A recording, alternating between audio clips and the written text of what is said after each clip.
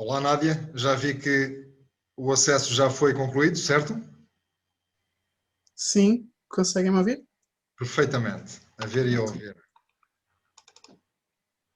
Ora, vamos aqui aguardar aqui pela hora certa. Olá, Aida. Boa tarde. A Aida está sem microfone, mas eu deduzo que ela estivesse a retribuir o cumprimento. Estava. Agora sim. Olá, Aida. Viva. Olá, Sérgio. Olá a todos. Ora, A parte da manhã não pude estar, foi interessante? eu sou suspeito para dizer, para dar a minha opinião, mas acho que foi extraordinariamente interessante.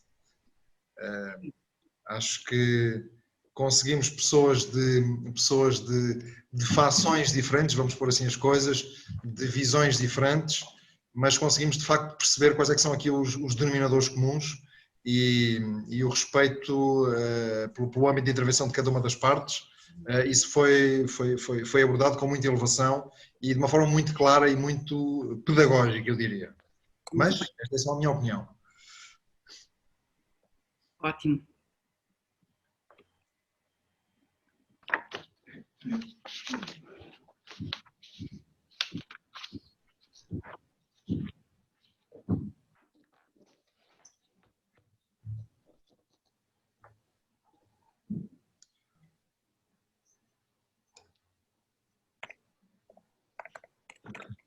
Nádia, eu sugeria o seguinte, ativa a tua apresentação de PowerPoint, okay? E depois nós damos permissão para fazeres a partilha do ecrã, partilha da tela, como diz aqui. Ou Sérgio, deixa-me só dar um apontamento que eu às 16 tenho um compromisso, portanto tenho mesmo que sair às 16. Ok, muito bem. Sim, senhora. Aqui diz Cá em baixo, que dá erro.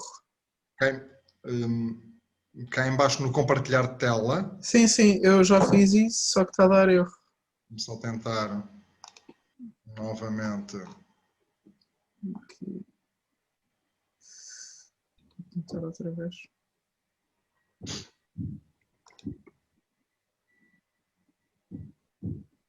Diz que dá erro. No limite, eu tenho aqui a apresentação e nós, de acordo com as tuas indicações, eu vou passando. Ok. Como te seja mais vantajoso, como preferir. Se calhar é melhor tentarem. É? Aqui da nossa parte.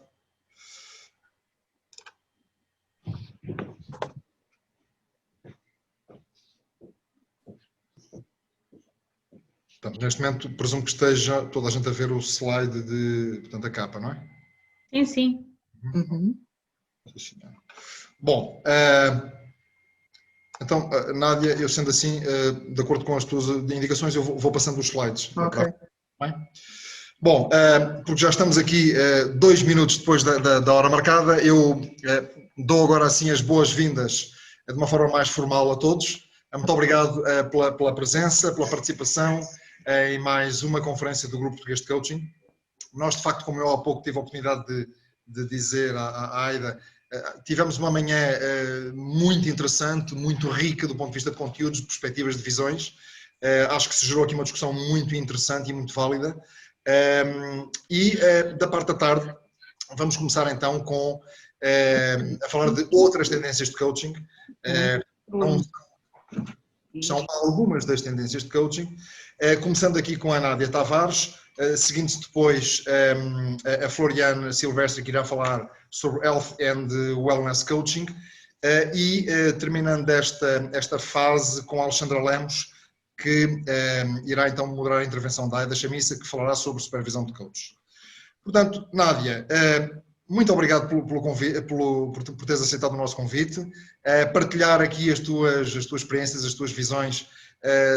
Tu que és uma pessoa que intervém no âmbito da psicologia do desporto e no âmbito do coaching, e isto leva-me, de facto, a introduzir aqui a presença da Nádia connosco, dizendo que a Nádia é psicóloga do desporto, é também mental coach e trabalha atualmente com o Departamento de Psicologia Desportiva da Academia do Sporting Clube Portugal.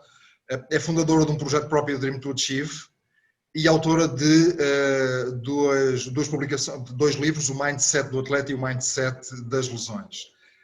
A Nádia tem um percurso alicerçado no desporto, especificamente no basquetebol, onde foi também atleta.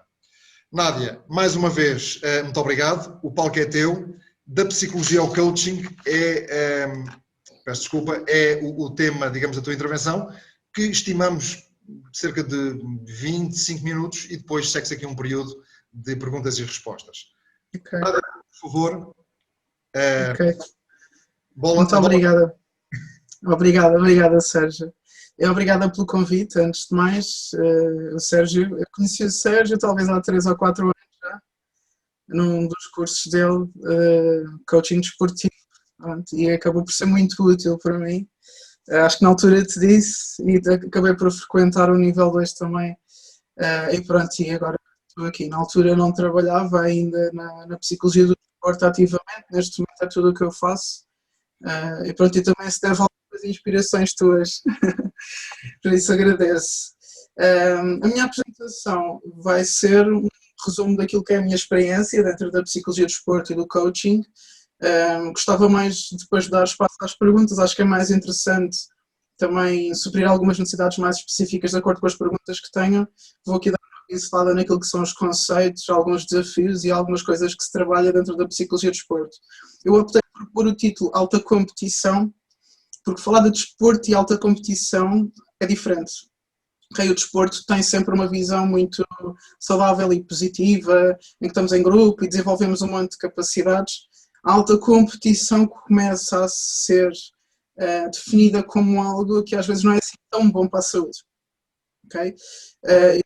Se pudesse aqui avançar para o próximo slide, Sérgio, um bocadinho na continuidade, o antes, pode ser o antes, na continuidade um bocadinho da minha apresentação, antes, o segundo slide, este é o quarto, este é para a frente, estamos aí para a frente, esse, o segundo, ok, aqui um bocado na linha da minha apresentação, esta parte de ser ex-atleta foi o que me começou a fazer pensar sobre esta componente mental no desporto, porque eu fui uma atleta com algum sucesso relativo. Estive na seleção, fui a europeus, fui a 10 europeus, fiz de carreira como profissional, estive fora do país e houve um momento em que eu me lesionei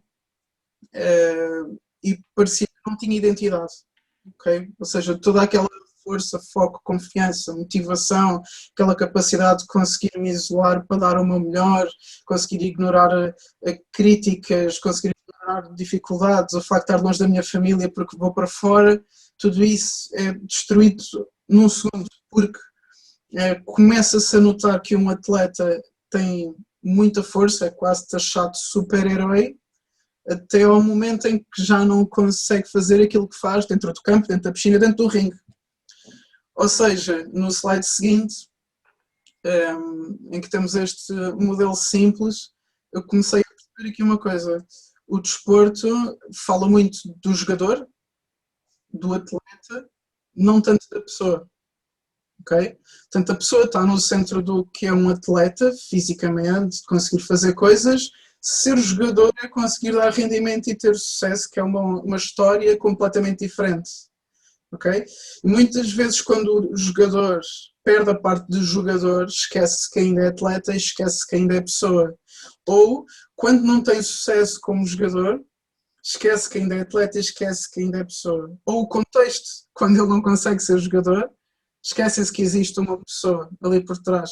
Eu, antes de fazer aqui o login para a palestra, estava aqui a ver uns trechos de um documentário que saiu agora este ano, agora mesmo, já na altura do Covid, sobre atletas olímpicos a falar de saúde mental. E é incrível como é que sensações que eu tive na minha vida de atleta, como por exemplo ganhar um campeonato nacional para o qual estou a trabalhar um ano todo, ser considerada a melhor jogadora quando estou a trabalhar para aquilo o ano todo, e na mesma noite que isso acontece sentir um vazio gigante, porque acabou, e tudo aquilo que eu estava a fazer deixou de fazer sentido porque acabou naquele dia, tenha ganho ou tenha perdido, acabou. E estes atletas olímpicos têm esta mesma situação, ou seja, estamos a falar de um campeonato nacional de sub-19, que era o meu exemplo, mas estamos a falar de atletas olímpicos que vocês, se eu vos disser o nome Michael Phelps, por exemplo, vocês sabem quem é. E estamos a falar de uma pessoa que com 20 medalhas ao peito quis se suicidar. E isto começou-me a intrigar. Ou seja, será que só conseguimos produzir um atleta de alta competição, aquele super-herói que faz coisas espetaculares, se ele sacrificar um monte de coisas que inclui ele perder a identidade dele como pessoa para conseguir investir na sua identidade como atleta?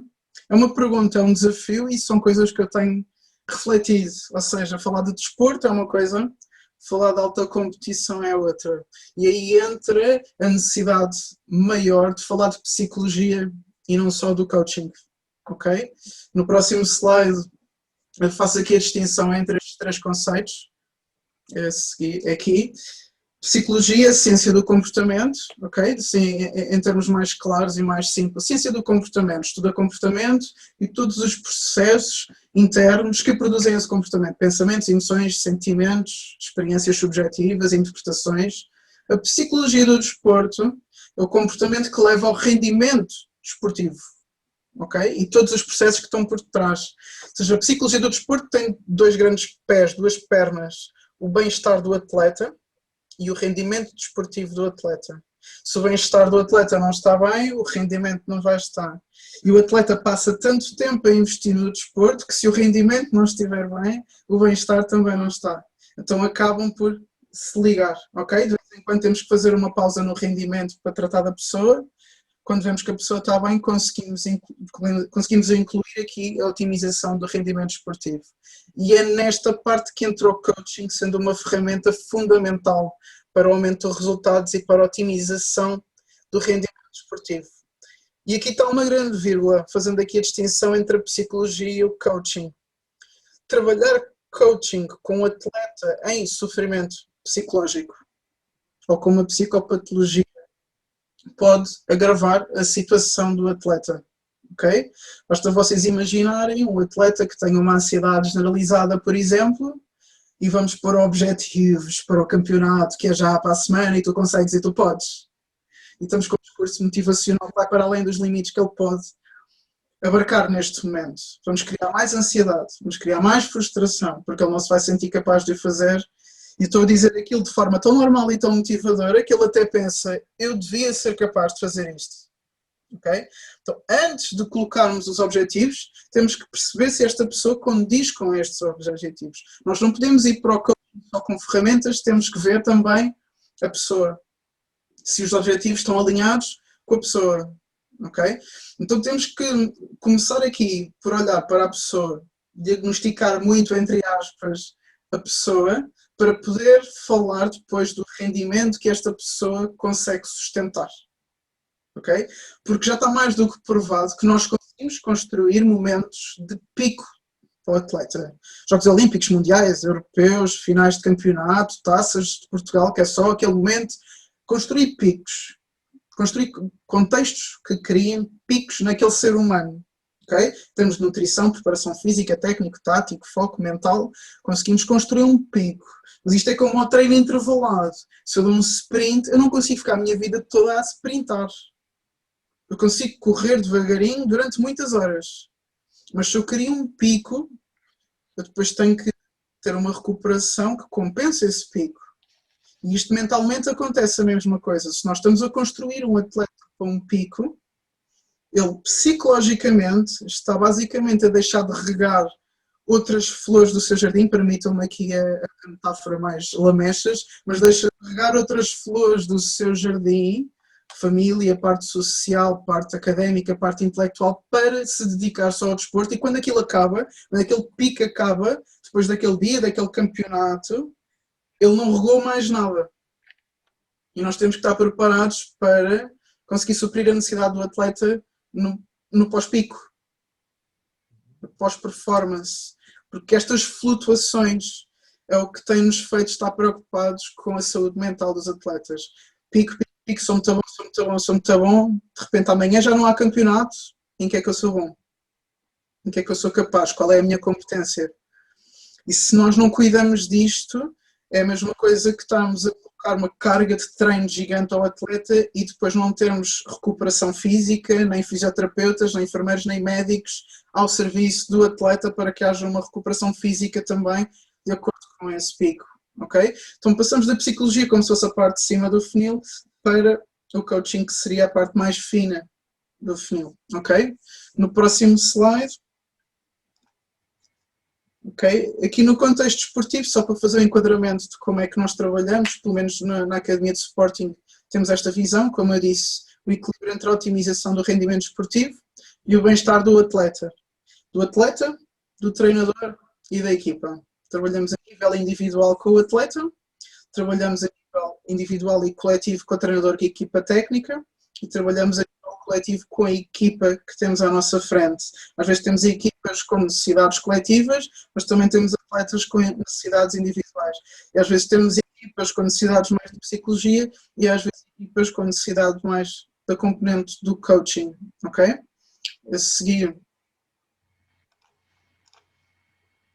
Ok, isto é um modelo que explica mais ou menos a nossa intervenção, não só a nível vertical, ok? Psicólogo, treinador, jogador, ok?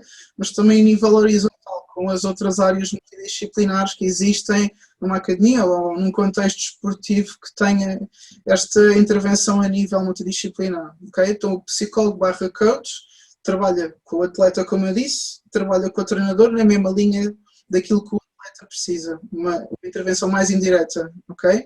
Então trabalhamos naquilo que são as necessidades do atleta, nas necessidades do atleta que pode ser o treinador a intervir e nas necessidades do treinador que temos que ser nós a intervir, ok? Por exemplo, comunicação, liderança, gestão de grupos, gestão de conflitos com o treinador, ok? Com o atleta, aquilo tudo que já falámos, tanto a nível da psicologia como do coaching. Depois aqui, com a outra linha do meio, por exemplo, médicos e fisioterapeutas, no que seja na recuperação de lesões de atletas, como comunicar, como focar, como motivar, como sinalizar um atleta que está a precisar de apoio psicológico durante uma recuperação de lesões, ok?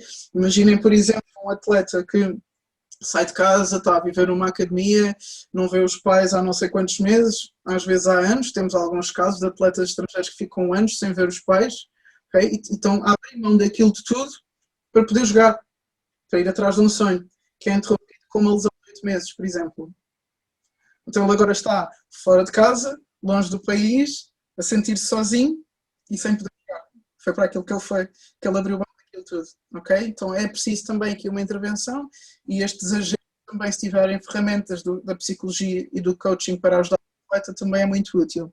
A nível da nutrição, basta-vos falar do termo comportamento alimentar para vocês entenderem como muitas vezes há necessidade também de darmos ferramentas àquilo que é a nutrição. A maioria dos atletas de alta competição sabe o que é que tem que comer. Em princípio, até todos nós sabemos que é muito melhor comermos uma salada do que batatas fritas. Mas por algum motivo não o fazemos. Todos nós sabemos que temos que fazer exercício e que não podemos comer determinadas coisas. Ainda assim fazemos. Então, esta questão do comportamento alimentar, ou seja, gerimos as nossas emoções através da alimentação, da comida, da gordura, do açúcar, que muitas vezes vêm associadas à alegria, ou ao festejar, ou até estou triste, vou comer, não é? Este trabalho tem que ser feito em conjunto com os atletas e com a nutricionista.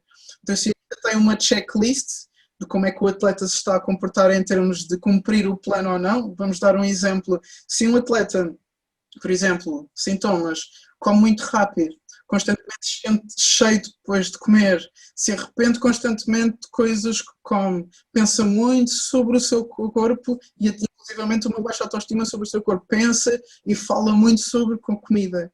Se quando está mais triste ou mais contente tem tendência a comer mais ou a comer muito menos. Okay? Se tem tendência a comer mais quando ninguém está a ver.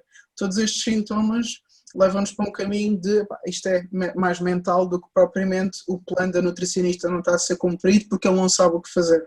Ok? No plano... Sim, força. Desculpa interromper, tendo em conta este slide e essa intervenção e essa explicação que acabaste de dar, eu perguntava de uma forma mais objetiva o que é que leva, na tua perspectiva, e aconteceu também contigo e acontece com muitos outros psicólogos do desporto, o que é que leva um psicólogo do desporto a procurar formação e a adquirir, no sentido de adquirir competências de coaching? é a parte prática. Eu aqui dizia que, por exemplo, é muito importante nós termos uma visão da psicologia da pessoa para poder agir com o coaching, mas um psicólogo que não tenha ferramentas de coaching não consegue também fazer coaching, também precisa de se formar em coaching. Não é? Porquê? Porque é uma vertente, nós dentro da psicologia temos, como a psicoterapia, temos o mindfulness, temos várias ferramentas e várias abordagens, e uma delas é o coaching. Além disso, uma grande diferença entre as duas intervenções é que na psicologia nós estamos mais numa de ouvir, inclusivamente intervir no que diz sentido ao contexto e ao conceito do que ele nos está a dizer. Nós podemos mexer no conteúdo do que ele nos está a dizer. No coaching, não. No coaching, nós estamos muito mais longe do conteúdo e estamos muito mais na forma. Estamos muito mais nas perguntas. Estamos muito mais longe daquilo que é o guiar. Estamos só a dar forma àquilo que ele já tem. Mas para isto ele precisa ter estrutura. Se ele não tiver, temos que trabalhar mais na parte da psicologia. E isto é a mesma coisa com todos estes agentes. Se é mais da psicologia, eles têm que intervir para nós. Parte do coaching, podemos dar ferramentas a estes profissionais para eles trabalharem também com estas ferramentas do coaching. Ok? Pronto, aqui na parte da preparação física também tem muito a ver com a performance em si, com picos de performance, e que o preparador físico tem que ter uma comunicação muito diferente para conseguir puxar pelo atleta até determinados limites. Nós também trabalhamos muito com a preparação física, até para aquilo que é a junção entre a parte psicomotora, okay? Coordenação, gestão de esforço em determinados momentos, e acaba por ser muito interessante nós termos todas estas frentes capacitadas a nível mental e a nível de ferramentas de coaching para que o jogador seja potenciado por todos os lados. Okay? E a seguir, isto é para dar uma perspectiva de onde é que parte a psicologia e onde é que acaba o coaching. Okay? Se estamos a falar de ansiedade, de depressão, de propósito de vida, que era muito o que eu vos falava desta parte dos atletas olímpicos que só vivem para uma coisa sem um propósito de vida, e só vivem para um objetivo, e quando esse objetivo acaba parece que não têm propósito de vida. Isto é mais da psicologia. Gestão de emoções, mais da psicologia. Gestão de estilo de vida, coisas da vida pessoal que se transportem para dentro de campo, por exemplo, ou alimentação, o que tem a ver com um sono, descanso, comportamentos de fora do campo, mas que influenciam o que está acontecendo dentro de campo, é mais da psicologia. Quando começamos a funilar para coisas mais específicas, mais de resultado, começamos a ir para mais definição de objetivos, a visualização, a liderança, a comunicação, o foco para momentos de performance. Okay? Então isto é mais ou menos um modelo que nos ajuda a perceber quando é que nós metemos para o coaching, quando é que nós metemos mais para a psicologia. Okay? E isto nos Estados Unidos o pessoal faz isto muito bem. Nós temos muitos coaches a querer ir para a área da depressão e da ansiedade. Isto é super perigoso, okay? Para a pessoa e para vocês, porque estão-se a pôr a jeito, vá. Isto é uma expressão um bocado forte, mas estão-se a pôr a jeito, é muito perigoso. Até nós, psicólogos, somos incentivados a encaminhar para outro profissional quando percebemos que isto não é da minha área. Eu, se perceber que o atleta está com uma questão muito clínica, eu não acompanho em caminho, não é? Quanto mais agora aqui na psicologia do coaching.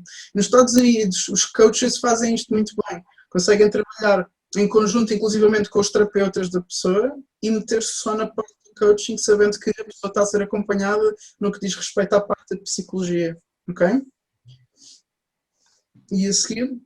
Ok, isto é aqui um caso que eu vos trouxe. Vocês podem ir lento, mas eu também vos posso contar. Eu acompanhei uma atleta em contexto de seleção nacional, ou seja, um momento de pico de performance, é um mês e meio de treino com um europeu de 14 dias, em que ali tem que estar no máximo da sua performance em termos de época.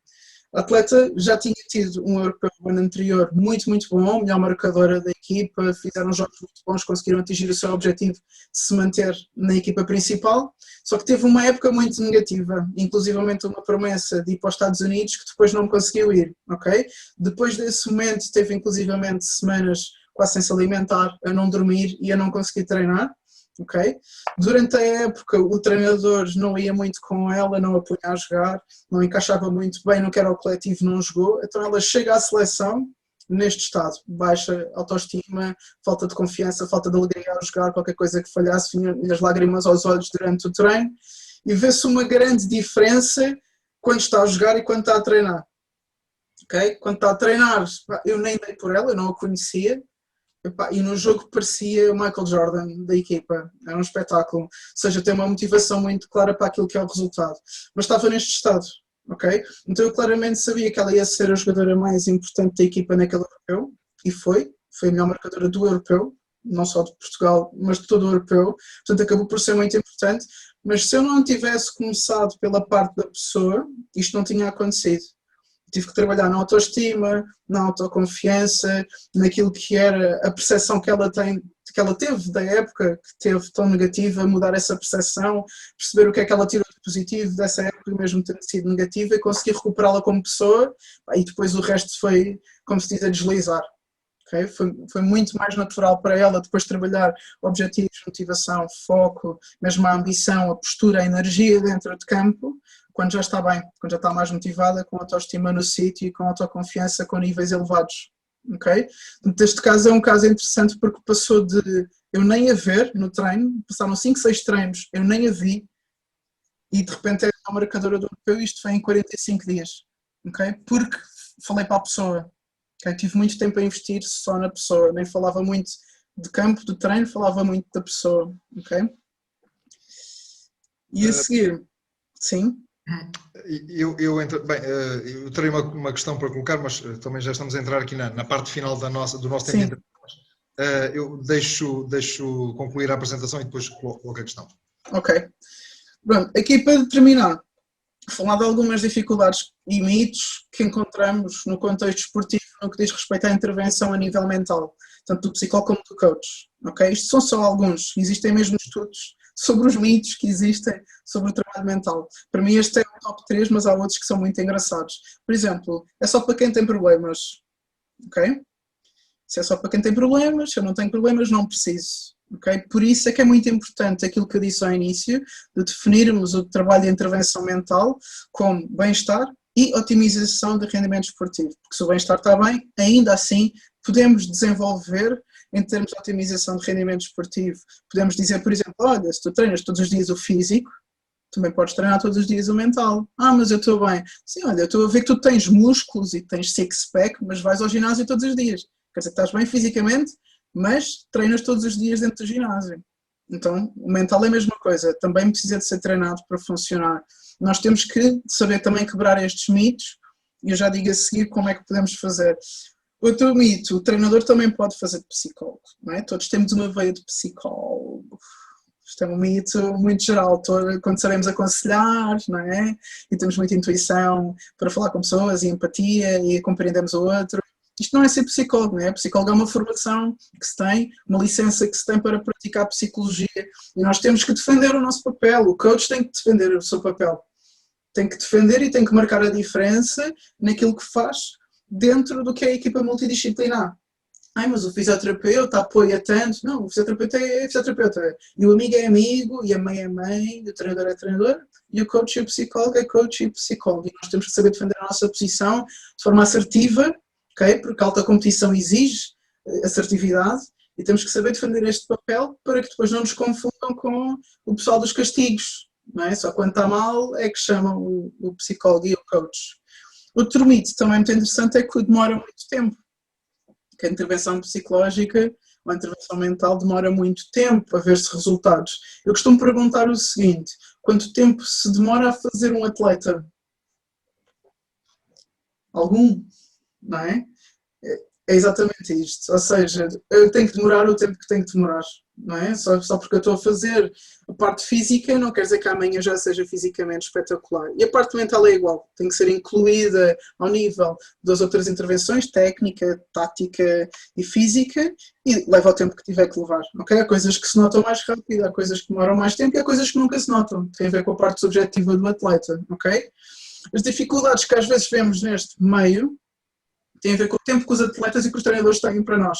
Okay? Nós temos que ajustar muito as nossas expectativas quando vamos com planos de vou fazer 50 sessões por semana, mais com o grupo, mais palestras, mais... O pessoal às vezes não tem tempo. E às vezes a minha intervenção é do caminho do campo para o balneário com o atleta. Ou hoje, como fiz com o treinador hoje de manhã, foi atrás da baliza antes de entrar para o treino, fiz uma intervenção. Ou às vezes mesmo durante o treino o atleta está de fora porque se lesionou e eu estou a falar com ele. E temos que saber aproveitar aquilo que o contexto nos dá para conseguir fazer pequenas intervenções e fazer isso de forma eficaz. ok? Não estar à espera de ter um consultório com 2 cadeiras e muito tempo para fazer uma sessão do princípio ao fim. Isso também tem que existir, estrutura, mas ao mesmo tempo temos que nos saber adaptar ao contexto, ok?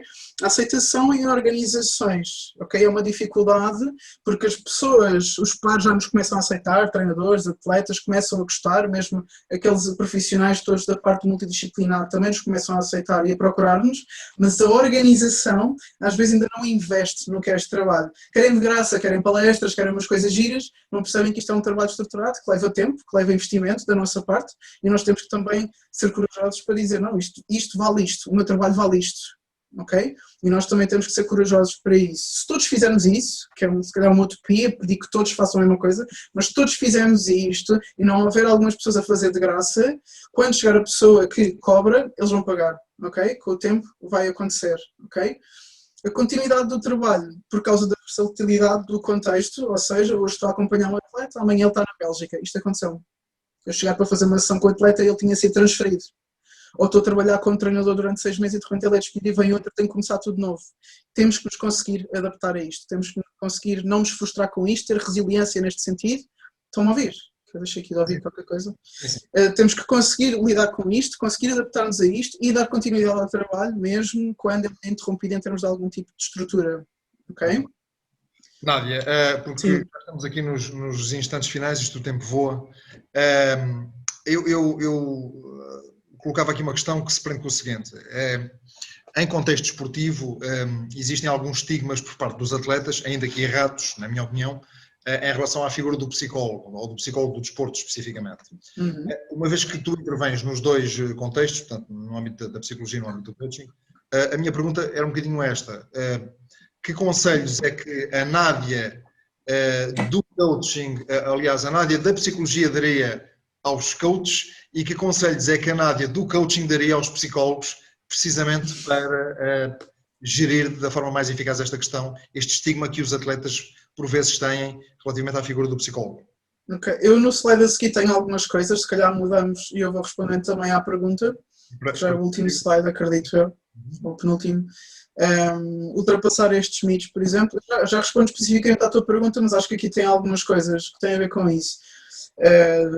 Uma das coisas é trabalhar com estrutura, ou seja, se não queremos ser bombeiros, não podemos agir como bombeiros. Ou seja, só estar em momentos de pico, ou só estar em momentos da vitória, ou só estar em momentos quando o atleta precisa. Temos que ter uma estrutura do princípio ao fim. Se a preparação física faz uma avaliação inicial, nós também temos que fazer uma avaliação inicial e propor uma intervenção tal como a preparação física faz, ou como a nutrição faz uma avaliação inicial, propõe um objetivo, reavalia, propõe outros objetivos e reavalia. Nós temos que estar presentes e ter paciência e resiliência para isso e fazer parte da equipa, ok?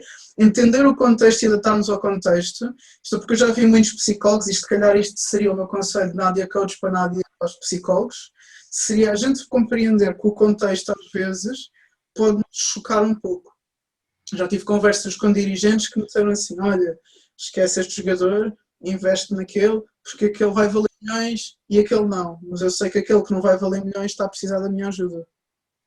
E eu tenho que ser capaz de ter estas escolhas, tenho que ter uma visão um bocado mais afunilada daquilo que é o rendimento e daquilo que é o adaptar-me àquele contexto, ok? E ser visto como uma área técnica, como eu vos tenho disto, como eu vos estou a dizer. Ou seja, nós temos que conseguir intervir, nós este ano até tivemos essa vitória de conseguir estar incluídos na bateria de testes inicial. Isto parece uma coisa tão simples, mas vejam que a gente não conseguia estar incluídos nas baterias iniciais da avaliação dos atletas. Tínhamos que andar atrás deles depois. Não é? Por exemplo, o pessoal faz todas as análises clínicas, faz toda a avaliação da preparação física, faz a avaliação da nutrição e a psicologia não entrava. E neste momento nós estamos lá. Ou seja, isto é estarmos ao nível das outras áreas técnicas e sabermos falar de acordo com isto. Okay. Aqui temos também o bom senso ético, porque nós temos a tendência no desporto a ter uma proximidade maior e isso tem que existir. De qualquer maneira tem que haver bom senso para haver esse equilíbrio. Também não podemos ser, não, eu sou psicólogo, isto é um conselho de coach para psicólogos, não, eu sou psicólogo, não posso e não devo e não falo e não me chego. Não, a gente tem que ir aos jantares de equipa e temos que ir no autocarro e às vezes vamos fazer estágios e vamos estar a viver juntos durante uma semana, ter alguma proximidade, mas também alguma distância, ok? E saber ter bom senso. A partilha de informação é outra coisa, e isto acontece muito com psicologia pura, em que na área do coaching nós temos que ser mais abertos na partilha da informação. Ou seja, sabermos o que é que não podemos contar a um treinador, mas sabermos que se não contarmos nada, não estamos ali a fazer nada. Ok? Então, conselhos que eu daria da parte da psicologia ao coaching, a pessoas que são só coaches, por exemplo, estudar comportamento humano. Perceber pelo menos e saber pelo menos se aquela pessoa está bem para se intervir em termos de coaching, ok? De resultados. Um conselho que eu daria da parte do coaching à psicologia é aquele termo em inglês que diz loosen up, ok? Mais soltos. Porquê? Porque se nós estamos no nosso gabinete, de fato e gravata, ou de fatinho, à espera que o atleta chegue e falamos naquele tom e que não é preciso puxar tanto e não é preciso ser tão exigente e treinas tanto e que horror, nós não ligamos com o contexto, não ligamos com o atleta e não vamos ajudar ninguém. Okay? Então, da parte da psicologia para o coach é um bocadinho mais de ciência, digamos assim, da parte do coaching para a psicologia é um bocado mais a postura. Ok? Nádia, sim. por questões de facto de tempo, há aqui uma questão que foi colocada pelo Rui Medeiros Silva, que eu te pedia em 30 segundos uma resposta, se possível. A questão que o Rui coloca é a seguinte: gostaria de fazer a seguinte pergunta. Certamente que ajuda, mas o coach desportivo tem de ser um antigo atleta ou o trabalho de coach desenvolvido pode ser desenvolvido com a aceitação por uma pessoa que vem de outras áreas profissionais? Resumidamente, é um requisito ter um historial de atleta para fazer coaching desportivo? Sim ou não? Não é um requisito, mas confesso que ajuda. Ajuda e desajuda. Ajuda porque estivemos no contexto e percebemos, por exemplo, eu consigo perceber que um atleta não durma antes de uma competição importante. Okay? E há outras pessoas que dizem, que estupidez, é só um jogo, eu consigo perceber isto. Por outro lado, desajuda, porque às vezes estamos tão dentro disto que acabamos por assumir que o atleta sente o mesmo que nós sentimos naquela altura e temos que nos conseguir distanciar disso também. Okay? Então ajuda e desajuda, mas não é um requisito. Okay? Muito bem. Sim, senhor. Eu deixava aqui este último slide da Nádia. Portanto, se trabalhamos com alta competição, temos que ser de alta competição. Nádia, 20 segundos para comentar esta observação. Eu costumo usar esta frase com psicólogos do desporto que não têm esta vertente muito do coaching. Eu acho que se nós trabalhamos com atletas de alta competição que puxam tanto por eles, nós também temos que ser capazes de puxar por nós, em termos de estudar, pesquisar, estar, ir aos jogos, ir aos treinos, estar presentes e não estar só à espera daquele horário das 9 às 5, que não existe no desporto, e de não trabalhar fins de semana, que isso não existe no desporto. Nós temos de ter a capacidade também de cuidar de nós como o atleta cuida e de puxar por nós como o atleta puxa. É a única forma de sermos transparentes no nosso trabalho. Muito bem, e portanto, e à semelhança de outras áreas do coaching, portanto, isso também nos ajuda, agora nós coaches também, um melhor enquadramento e percepção do contexto onde estamos a intervir. Nádia, mais uma vez muito obrigado, obviamente que haveria muito para dizer, terias muitas outras histórias para contar, de qualquer forma já deixámos aqui um cheirinho sobre alguém que intervém no coaching e intervém também simultaneamente na psicologia. Mais uma vez muito obrigado. E, portanto, convidamos-te a continuar connosco, se assim quiseres e puderes, para a intervenção que eu passaria a fazer aqui a ponte, da Paula Vital, membro também do Grupo Português de Coaching, que vai aqui moderar a Floriane Silvestre, Health and Wellness Coach, mas ninguém melhor do que a Paula Vital e a Floriane, de facto, para agora pegarem na bola e continuarem este jogo. Muito obrigado, Kátia, mais uma vez, e até breve. Obrigada, Sérgio, pela passagem. Ia-te pedir para retirares aqui o slide, excelente slide, excelente mensagem que a Nádia nos deixou. E retomando aqui este painel, primeiro painel da tarde, sobre outras áreas, outras tendências do coaching, vamos continuar com a nossa convidada, a Floriane Silvestre, que vem falar sobre a área, ou modalidade, ou a área dentro do coaching de Health and Wellness Coaching. E ia passar já a palavra, a bola à Floriane, porque o tempo a gente sabe que é sempre pequeno e, portanto, vamos aqui, sim, se puderes ir apresentando, eu já vou fazer a partilha. Muito obrigada desde já pelo convite e pela oportunidade de partilhar esta minha, não só a teoria, mas a experiência dos últimos 12 anos em coaching para a saúde em Portugal. Portanto, muito obrigada desde já e obrigada também aos que estão a assistir e aos participantes desta conferência. Como é que eu me poderia apresentar? Eu penso que, passando para os slides, talvez eu vá partilhando alguma da minha experiência. Eu sou da Faculdade de Universidade Humana de Formação, trabalhei em prescrição do exercício durante quase 30 anos, portanto muito daquilo que eu vos trago hoje é fruto dos ténis que eu trago calçados, de alguma maneira.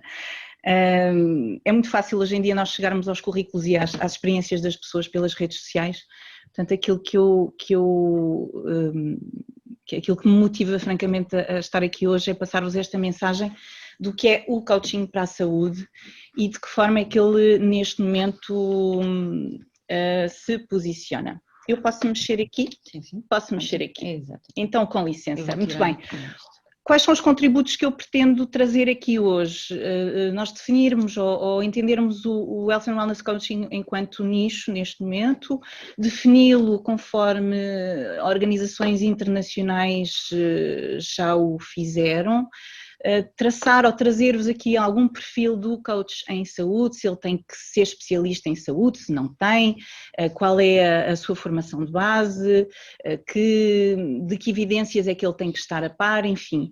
E depois traçar efetivamente um estado da arte dentro da nossa experiência. Antes de eu começar, ou antes de eu embalar, propunha-vos fazermos aqui um check-in. Durante uns segundos só respirarmos fundo, porque o almoço deve estar a assentar. Já assistiram à fantástica conferência da Nádia, um beijinho Nádia, que adoro sempre ouvir, mas o que eu vos propunha neste momento era fazer um segundo de pausa e quem quisesse partilhar no chat, colocar uma palavra de como é que se está a sentir neste momento. Eu posso adiantar que sinto-me estranha neste contexto em que estou a falar com pessoas que não estão aqui pertinho. Portanto, este é o meu estar neste momento, apesar de entusiasmada, estranha. Não sei se estão a aparecer coisas, Paula. Algumas, sim. Envolvido, grata, a sentir-se grata, sentir-se expectante, Okay. inspirado, tranquilo. Ótimo. Ansioso com o futuro, ou ansiosa com o futuro, realizada. Okay. Desde que acordados por mim está ótimo. Muito bem, então avançando. Vais avançar? Vou avançando. Quando nós falamos em saúde e em wellness, surge logo aqui uma necessidade de nós enquadrarmos estes conceitos.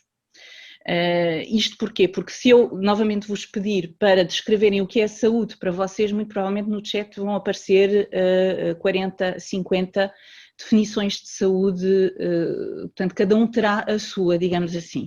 E portanto a definição que eu vos trago neste momento é aquela que é a definição da Organização Mundial de Saúde, que é um estado de completo bem-estar físico, mental e social e não apenas a ausência de doença ou de enfermidade. Portanto este é o conceito que nós vamos assumir agora nos próximos minutos. E quando se trata de wellness, eu fico ainda mais curiosa de saber o que é que as pessoas entendem com este conceito. Provavelmente irão surgir aqui no chat as massagens de pedras quentes, ou a clínica do tratamento XPTO, ou o hotel nas termas algures, enfim, este conceito surge, apesar de ser uma indústria, é um conceito de uma indústria que gera bilhões de dólares anualmente, está todo ele envolto de uma tremenda confusão, que por algum lado também até dá um certo jeito à indústria. E, portanto, há muitos anos a esta parte, estando eu ligada ao fitness, o wellness veio associado, é uma evolução natural em quem trabalha em prescrição de exercício, foi exatamente esta questão, o que é o wellness afinal? Não é? O wellness é o fitness, é igual ao fitness, é um bocadinho mais abrangente, tudo bem, mas é abrangente de quê? E de onde é que vem? E, portanto, o que eu vos trago aqui, olha, espera, vamos por aqui. São as evidências, portanto, as origens dentro das áreas de conhecimento que estão identificadas e que de alguma forma contribuíram para a emergência deste conceito. A primeira, desde logo, a saúde pública, no pós-Segunda Guerra Mundial, nos Estados Unidos. Os Estados Unidos são o país onde este conceito de alguma forma emerge ou ganha destaque. E trago-vos aqui um primeiro nome, Albert Dunn, médico, membro da direção do Gabinete de Estatística Nacional na altura, portanto, na década de 50, 60, nos Estados Unidos, e de toda a experiência que ele tinha na análise estatística, o que ele veio a verificar é que, efetivamente, a esperança média de vida das pessoas tinha tendência para aumentar, mas, por outro lado, também tinha tendência para haver um aumento das doenças, ditas as doenças de estilo de vida, portanto, as doenças crónicas que seriam derivadas de determinados comportamentos. E este senhor, médico, membro fundador da Organização Mundial de Saúde, resolve fazer algumas palestras nessa altura, e dessas palestras resultou um manual, o High Level Wellness, onde ele começa a falar, naturalmente, no termo wellness e na saúde, como a necessidade de nós termos que abordar a saúde, termos que abordar o lado positivo da saúde. Mais tarde tivemos os contributos de John Travis e de Bill Etler, também eles médicos, e cada um com os seus modelos, a dar sustento, digamos assim, a este conceito, e cada um deles com modelos muito importantes neste domínio.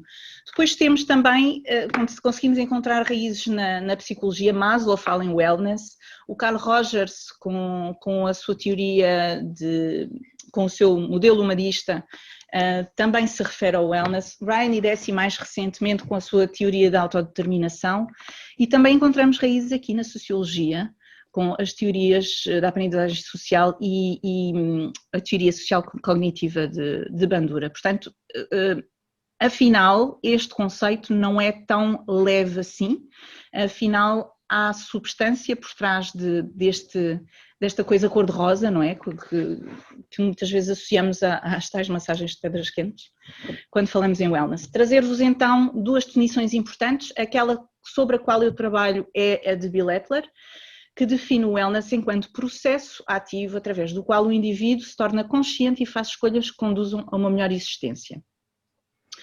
Temos logo aqui, aparentemente é uma quase que pareceria um clichê, mas a partir do momento em que nós falamos em processo ativo, temos aqui uma dinâmica implícita no conceito. Portanto, quando falamos em wellness, não falamos em estar de determinada forma, falamos em fazer ou agir de determinada forma.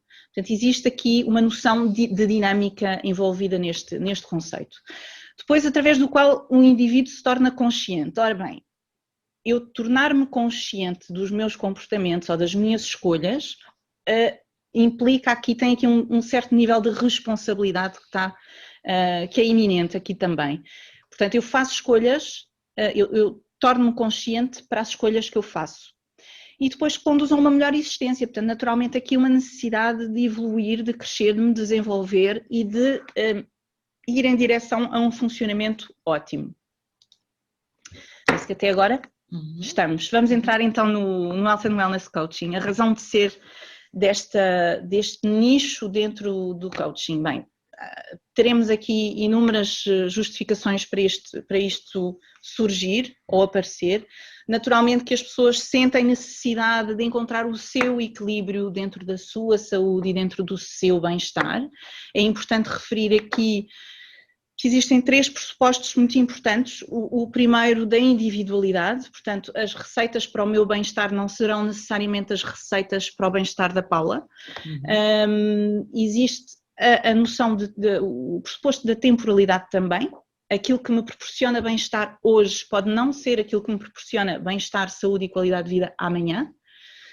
E depois o pressuposto da multidimensionalidade. Eu não sou só corpo, eu não tenho só que comer alface e fazer exercício.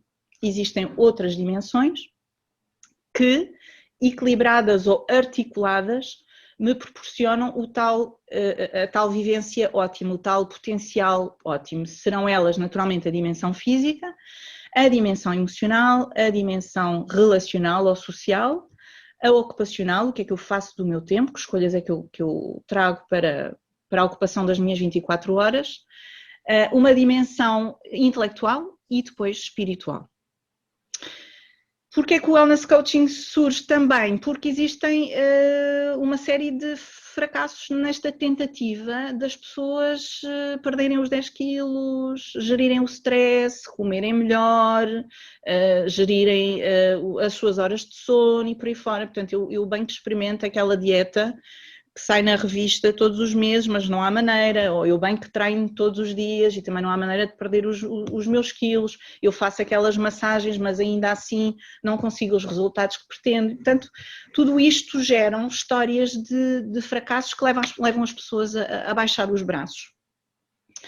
Depois existem aqui outras evidências, que é o aumento das doenças crónicas não transmissíveis, as chamadas doenças de estilos de vida, e a insustentabilidade em termos de despesa que trazem ao Sistema Nacional de Saúde. Estas doenças são normalmente reversíveis, são provocadas por comportamentos de risco, como o tabagismo, os consumos de álcool excessivo, a má gestão do stress, o sedentarismo, a alimentação deficitária, enfim, por aí fora.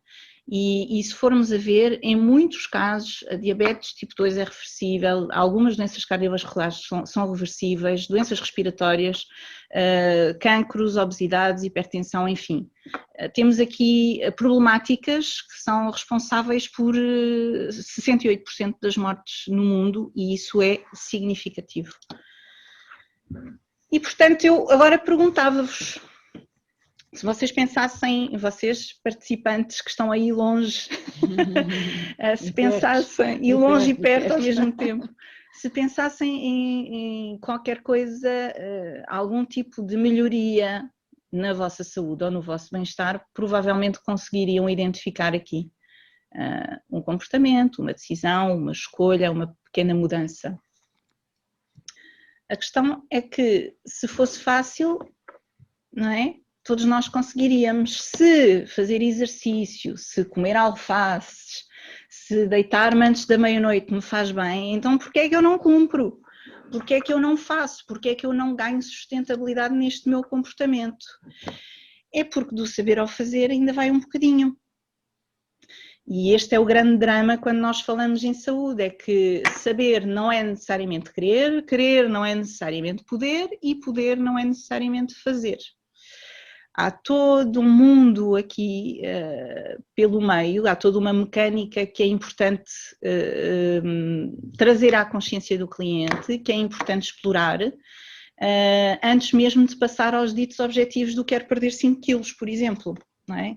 É importante nós sabermos o que é que o cliente sabe sobre o que implica perder 5 quilos num mês, ou às vezes até numa semana, porque temos casos sui generis. Depois é preciso irmos à procura das motivações desse indivíduo, do que é que perspectiva depois de perder esse peso. Depois irmos à procura dos seus recursos, não é? É saudável para este indivíduo perder estes 5 ou 10 quilos neste período de tempo ou não? E só então traçarmos os planos de ação. Diferenciarmos aqui um bocadinho o modelo médico do especialista, que é quantitativo, que tem uma orientação patogénica e, portanto, uma orientação muito focada no problema, na hipertensão, na tensão que está alta, nos triglicéridos que estão elevados, no colesterol que está elevado e por aí fora, que é muito prescritivo, portanto, que detém o poder na relação, ao fim e ao cabo, da posição do Health and Wellness Coach, que é muito mais uma questão centrada no cliente, da orientação salutogénica, portanto, dos comportamentos. Nós partimos, o nosso ponto de partida são os comportamentos que promovem a saúde, mais do que os comportamentos que são comportamentos de risco. Depois, naturalmente, mais focado no processo do que propriamente nos resultados. Isto para quê? Para nós trabalharmos a sustentabilidade e a durabilidade do comportamento. O que importa aqui é que a alteração comportamental se faça e se mantenha. Dizer-vos que, segundo Meg Jordan, uma importante senhora neste mundo do Health and Wellness Coaching, para esta área se surgir enquanto nicho, é importante que estejam identificadas as suas competências, as competências de quem intervém, e tem que haver um board de certificação estabelecido, tem que haver um consenso sobre standardização e definição do que é o escopo de prática nesta área. É importante desenvolver-se pesquisa, tem que haver pilares de uma prática baseada em evidências, tem que haver parcerias, enfim. E agora trazer-vos um pouco do que é o Health and Wellness Coaching neste momento nos Estados Unidos e que nós pretendemos trazer o que de melhor se faz nesta prática.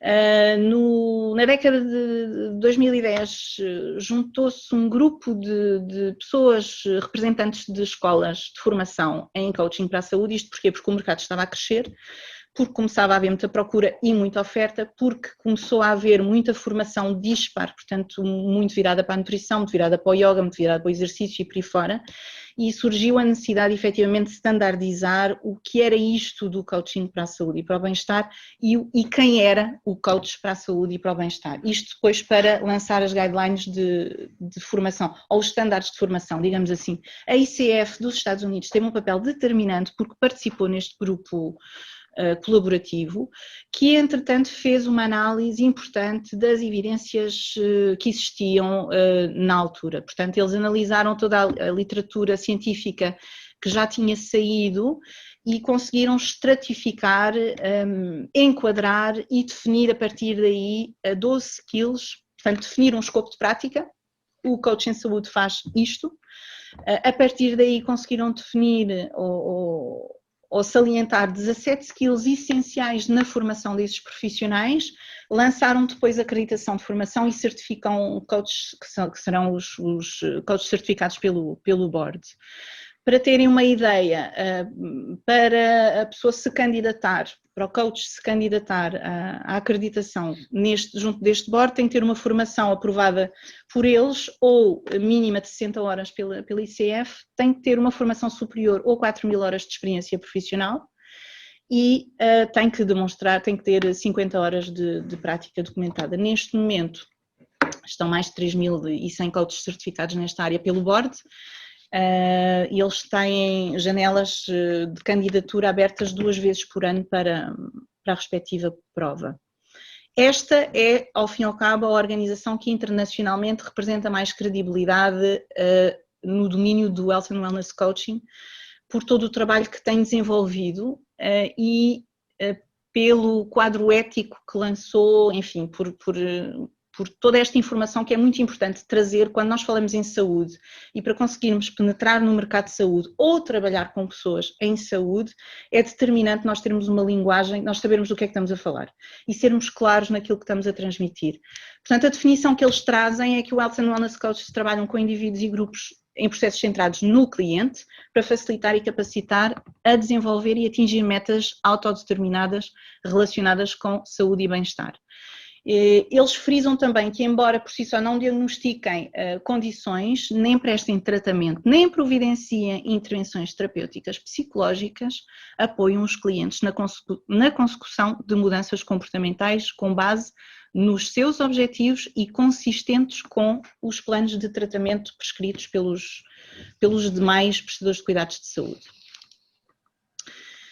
Muito bem, esta área jamais poderia ser a teórica, não é? Tem que haver aqui modelos de base que sustentam toda esta intervenção.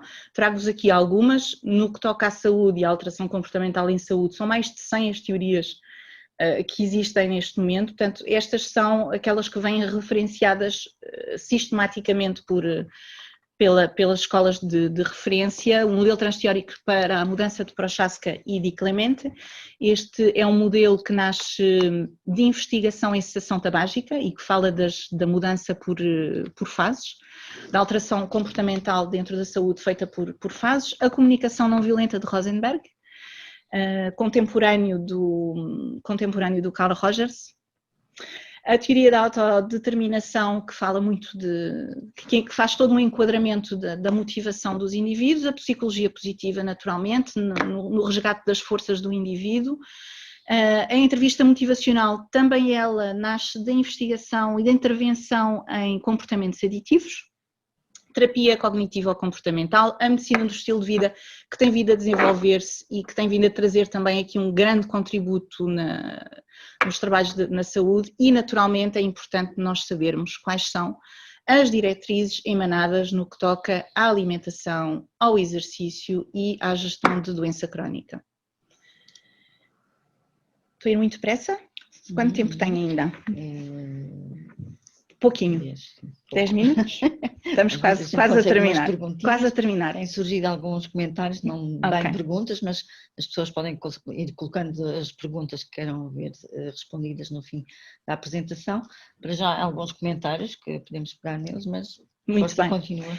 Trazer-vos também aqui, antes de irmos às evidências, algumas instituições ou organizações de renome, novamente nos Estados Unidos, a ACSM, American College of Sports Medicine, que traça as guidelines a nível da prescrição de exercício e que tem vindo, de há 10 anos a esta parte, a desenvolver um inquérito internacional para perceber como é que os serviços na área do fitness e da saúde se têm posicionado, e o Health and Wellness Coaching está desde essa altura num top 20, sendo, portanto, é uma tendência há mais de 10 anos, uma tendência internacional há mais de 10 anos, sendo que este ano, 2020, entrou para o top 10, portanto, na Europa está em 8º lugar, a nível internacional está em 9º, e isto é muito representativo não só da necessidade, como também da solidez, digamos assim, com que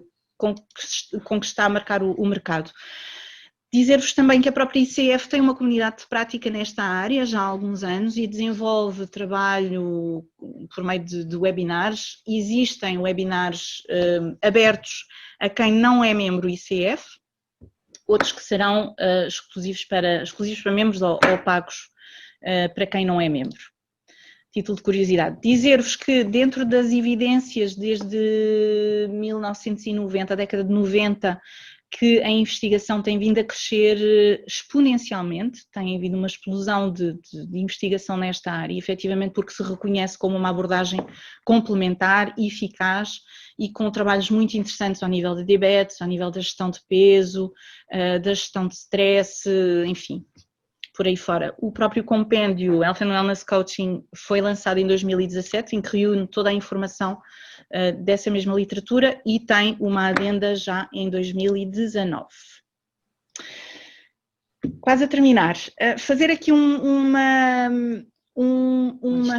distinção, exatamente, uma distinção, porque é comum nós falarmos em coaching para a saúde, coaching para o bem-estar, wellness coaching, enfim. Da minha experiência, e atenção que isto é empírico, aquilo que eu tenho verificado é que o health coaching, o coaching para a saúde, intervém idealmente em equipas multidisciplinares e intervém em momentos de crise ou crónicas, ou seja, em momentos em que existe um diagnóstico, vamos imaginar, um diagnóstico de doença reumática e que o indivíduo tem que passar a encaixar ou alterar aqui toda a sua vida em função deste novo diagnóstico. E, portanto, existe idealmente este trabalho multidisciplinar e um trabalho de regresso à, como é que a gente vai dizer isto, normalidade, ou uma nova normalidade na vida deste indivíduo. O coaching, o wellness coaching já entra numa fase em que o indivíduo não tem necessariamente nada diagnosticado e pretende apenas otimizar. Portanto, não estou doente, mas também sei que poderia melhorar aqui alguns aspectos da minha vida e melhorar o tal equilíbrio que falávamos há pouco. Portanto, isto é só para nós podermos posicionar aqui ao nível da intervenção. Em que contextos é que atuamos? O coaching para a saúde lá está, em hospitais, clínicas, associações de doentes. É preciso haver um quadro clínico diagnosticado e é preciso, idealmente, trabalhar em equipas multidisciplinares. O wellness coaching já em instituições académicas, muito nos Estados Unidos, em escolas, em ginásios e health clubs, em centros de bem-estar, em clínicas e spas e por aí fora. E depois temos aqui uma zona cinzenta, que são as seguradoras de saúde. Lá está, novamente, nos Estados Unidos este serviço é comparticipado por seguradoras de saúde. Cá em Portugal veremos se caminhamos para aí. E dentro do Corporate Wellness, em que tanto posso atuar como coach para a saúde ou como coach para o bem-estar em função dos pedidos que surgirem. Muito bem. O que é que um Health and Wellness Coach não faz definitivamente? Prescrição de exercício. Não faz. Ele pode ser profissional de exercício, mas ainda assim em contexto... Poxa. Desligar o som? Não. Já está. Foi alguém que entrou. Eu posso ser profissional do exercício físico e em contexto de coaching eu não faço essa prescrição de exercício. Eu posso ser nutricionista, formada em wellness coaching e eu não faço prescrição de dietas ou de suplementação em contexto de coaching. Não faço prescrição médica, não faço psicoterapia, nem substitui qualquer tipo de tratamento médico. Aquilo que nós fazemos é ativar exatamente todos aqueles 4 passos de saber, querer, poder e fazer de forma organizada e no sentido do melhor funcionamento do indivíduo e bem balizado. Era importante referirmos isto. Dizer-vos que, finalmente, em Portugal, o ensino superior aposta nesta disciplina, a Escola Superior de Desporto de Rio Maior tem esta oferta para os alunos dos cursos de desporto desde 2014, se não estou em erro. Tem uma cadeira semestral de coaching e wellness. Em termos de protocolos para doentes e cuidadores, a Liga Portuguesa contra as Doenças Reumáticas tem um protocolo estabelecido para que os próprios doentes sócios da Liga e cuidadores sócios também possam beneficiar deste serviço. Existe uma certificação em Portugal que cumpre com as ditas guidelines que nós referimos há pouco, desde 2017, e que tem vindo a formar profissionais de saúde. E no mundo do Corporate Wellness começa a haver interesse, ou pelo menos a necessidade manifestada nestas áreas. Quem é o coach que procura esta formação, quem é o profissional, aliás, que procura esta formação em Portugal? São psicólogos, são médicos, são farmacêuticos, são nutricionistas, são profissionais do exercício, são terapeutas, são cuidadores também que estão a tratar de alguém e que estão a tratar de alguém familiar ou não e que precisam de ganhar aqui outro tipo de recursos relacionais e outro tipo de ferramentas para acompanhar essas pessoas. E fisioterapeutas também, nutricionistas, engenheiros alimentares e por aí fora. Essas pessoas não são necessariamente coaches quando procuram a formação, portanto a maior parte não tem nenhuma formação de coaching anterior. E os pedidos mais comuns, portanto as pessoas que fazem formação é uma formação de 125 horas que tem uma componente teórica, depois tem uma componente de prática entre pares acompanhada de autoestudo para consolidar as aprendizagens da componente presencial, teórica, e tem depois um momento de prática. Essa prática é supervisionada, portanto é acompanhada por uma supervisora certificada, naturalmente, para as pessoas não se sentirem lançadas para o mercado sem chão ou sem tapete. E essa prática é feita junto de pessoas que se inscrevem, e cujos pedidos Eu já vou pôr os meus foninhos. Cá está novamente. Ah? Os pedidos andam à volta da gestão do stress, da alimentação, do exercício, dos relacionamentos, do sono, da saúde mental, da doença crónica, entre outros. Outros são normalmente pedidos combinados. Eu gostaria de trabalhar a minha alimentação e o exercício, por exemplo, ou o sono e a gestão de stress. E, portanto, quando as pessoas pensam no seu estilo de vida, a sua prioridade vai para estes pedidos.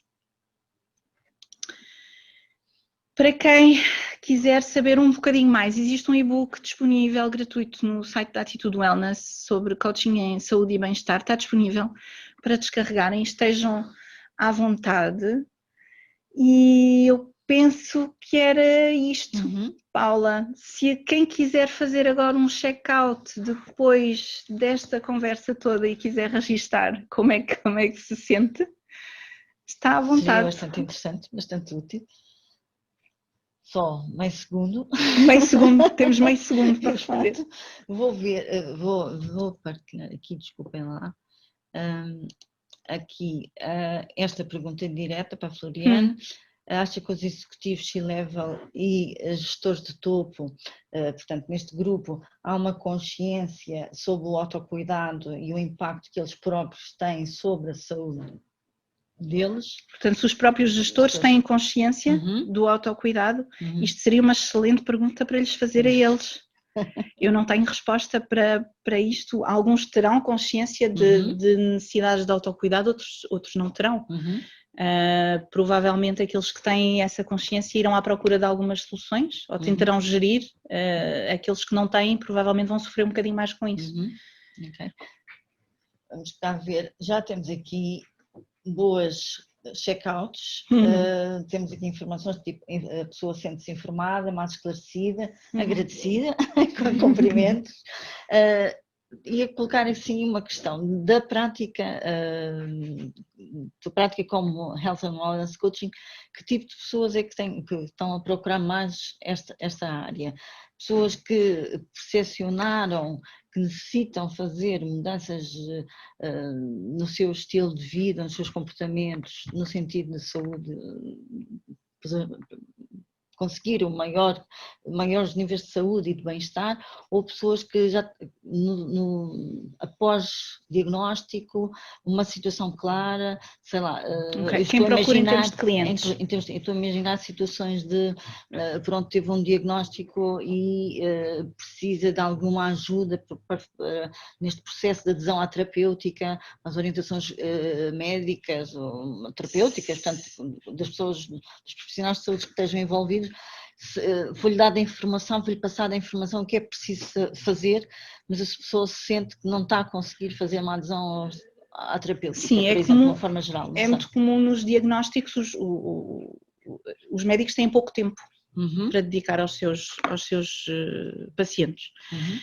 E há um gap aqui que depois que se cria, que é entre consultas o que é que eu faço, não é? Eu tenho aqui este plano de tratamento para cumprir, tenho a minha vida a acontecer, tenho uma vida antes do diagnóstico e agora tenho que criar uma vida diferente depois do diagnóstico. Como é que isto se vai gerir? E é francamente complicado para alguns casos e, portanto, é preciso a estrutura que a Nádia falava há pouco, é preciso as pessoas reorganizarem, criarem uma nova estrutura na sua vida.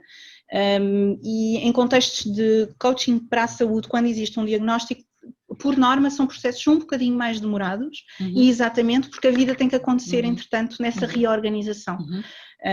Portanto, as pessoas têm que ter tempo para ir à procura de informação, para aceitarem a sua condição, que isso é outro, é um fenómeno que ultrapassado depois despoleta muito do resto. Quando alguns clientes que chegam ao coaching para a saúde com um diagnóstico, portanto, eu andei meses aqui, eu andei anos para ter este diagnóstico, por exemplo, de fibromialgia, mas não tenho a fibromialgia integrada ainda, portanto ela é uma coisa externa a mim e eu tenho que andar com ela atrás. Como é que eu faço? Portanto, todo o processo de relação do cliente com esta nova condição tem que ser trabalhado. E aquilo que eu percebo é que a partir do momento em que a pessoa já criou aqui, já estabeleceu a relação com o seu diagnóstico, a partir desse momento a vida segue. Estou só a verificar, vou só, para terminar, e fazendo aqui, estamos mesmo em cima do minuto último, deste segundo, fazer aqui, no contexto em que estamos, de pandemia, há quem diga de pós-pandemia, mas não sei se estamos todos alinhados em termos de tempo. Aumentou a procura desta oferta de coach de saúde e bem-estar? O que é que aconteceu? Aumentou o desespero.